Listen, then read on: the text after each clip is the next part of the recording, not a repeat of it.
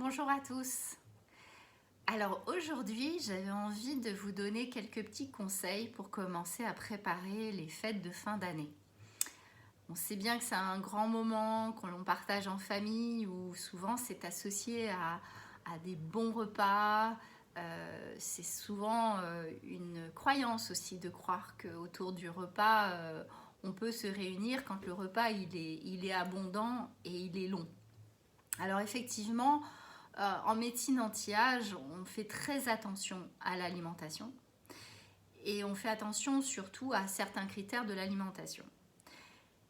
Le plus important, c'est la quantité que l'on mange. Et c'est vrai que ces périodes de fête, on a tendance à vouloir se retrouver entre nous et à manger beaucoup plus que peut-être d'habitude, ou en tout cas plus que ce que le corps a réellement besoin.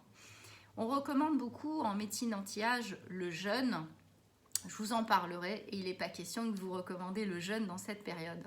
En revanche, comment on pourrait négocier cette période d'abondance en fait, et d'abondance d'aliments, d'abondance de repas, tout en ayant une petite attitude vraiment préventive et anti-âge avec notre corps et avec notre métabolisme. Alors déjà la première chose, c'est peut-être tout simplement en parler autour de vous et questionner, savoir si on peut passer des fêtes et des repas tous ensemble, tout en respectant certains petits conseils que je vais vous partager. Déjà, c'est le fait de le partager avec votre entourage, peut-être que ça sera tout à fait commun et bien accepté aussi. Peut-être que tout le monde souhaite envisager cette petite expérience. Alors, quelles seraient les recommandations que je pourrais vous donner? Comment on pourrait manger un peu moins déjà? Ça serait déjà une première chose. Alors, on pourrait peut-être réduire la taille de nos assiettes. En réduisant la taille de nos assiettes ou de nos plats en général, on peut conditionner notre cerveau à manger juste la quantité que l'on va lui diriger.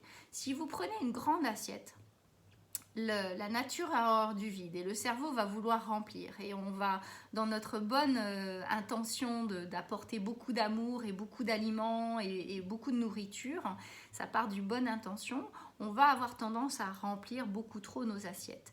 Si vous prenez des assiettes beaucoup plus petites, tout aussi jolies et peut-être un petit peu plus creuses d'ailleurs, c'est beaucoup plus facile à manger. On va manger dans notre faim, dans notre satiété, mais en moins grande quantité, surtout le soir. Donc je vous conseille de regarder la taille de vos assiettes pour ne pas avoir l'impression que vous êtes en manque.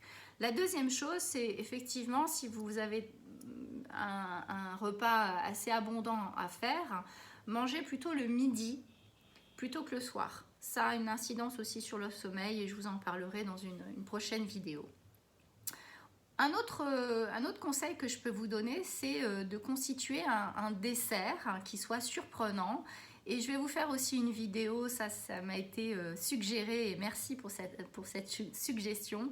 J'ai moi-même fait un dessert maison qui est vraiment un dessert très anti-âge. Donc je vous le conseillerais et vous pouvez le faire en famille ou le préparer à l'avance. Et c'est très bon, c'est très léger, c'est plein de goût et c'est tout à fait compatible avec votre métabolisme pour pas surcharger les intestins et le foie et notre digestion en général. Ça a tendance à fatiguer notre corps, fatiguer notre mental, fatiguer notre peau, etc.